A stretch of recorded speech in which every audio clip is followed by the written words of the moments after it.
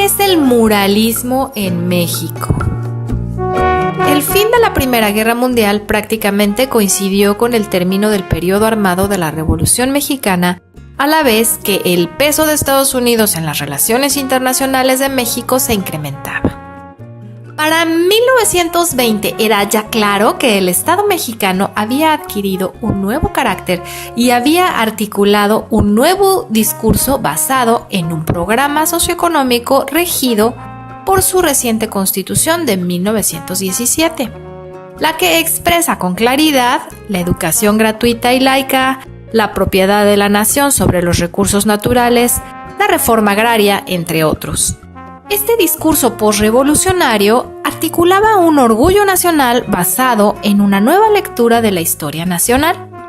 El nuevo régimen cumplió un papel muy importante al servirse de artistas e intelectuales, intentando incorporar al indígena mexicano en la literatura, las artes plásticas y en la misma filosofía de búsqueda de la esencia nacional, lo que llegaría a conocerse como la cultura de la Revolución Mexicana, convirtiendo al movimiento armado en la piedra angular de la identidad nacional.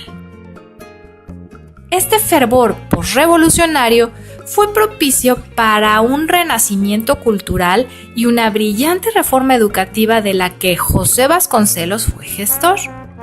Planteó un proyecto dentro de la línea nacionalista y lo sustentó en los principales revolucionarios. En muchos sentidos logró su objetivo y contribuyó a establecer lazos firmes que vincularon a la nación por medio de la educación y el arte. Se recuperaron las manifestaciones culturales y artísticas indígenas y populares como elementos identitarios para fortalecer a México frente al mundo y para que se valorara a sí mismo como un país con una gran cultura original y valiosa. Según Vasconcelos, el arte era la única salvación de México y lo fomentó de manera masiva, incorporando en esa labor a todas las instituciones oficiales del Departamento de Bellas Artes, como escuelas, museos, monumentos y teatros.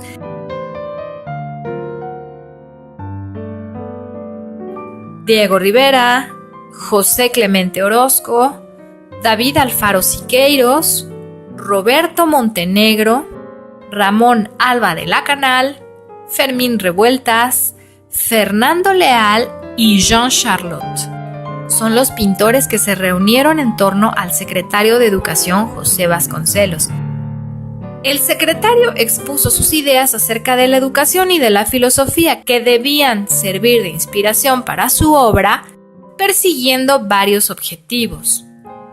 Educar el gusto, transmitir ideas de patriotismo y de orgullo por lo netamente mexicano, fomentar la igualdad social y llegar al fondo del alma del espectador para transformarlo. Los iniciadores de la pintura mural mexicana dedicaron algún tiempo a estudiar y planear lo que harían.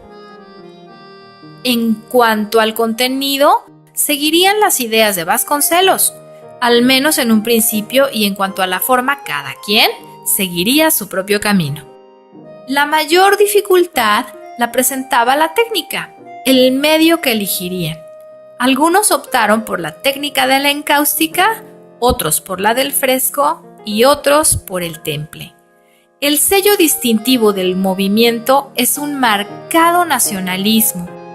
La búsqueda de lo que la generación anterior a los muralistas llamó alma nacional explica algunas de las fuentes que nutren al muralismo mexicano, como es el arte prehispánico, dado que es la única expresión artística realmente autónoma creada antes de que América entrara en contacto con Europa.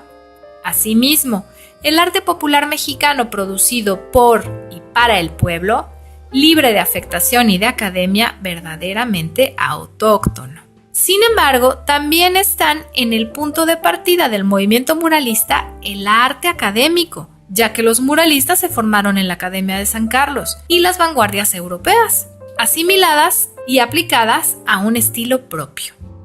Todo ello sin olvidar el extraordinario eslabón como lo fue el pintor Saturnino Herrán, quien supo plasmar con tremenda fuerza y elocuencia el alma nacional en su pintura netamente mestiza y mexicana. Los primeros murales se realizaron naturalmente en los edificios que dependían de la Secretaría de Educación Pública.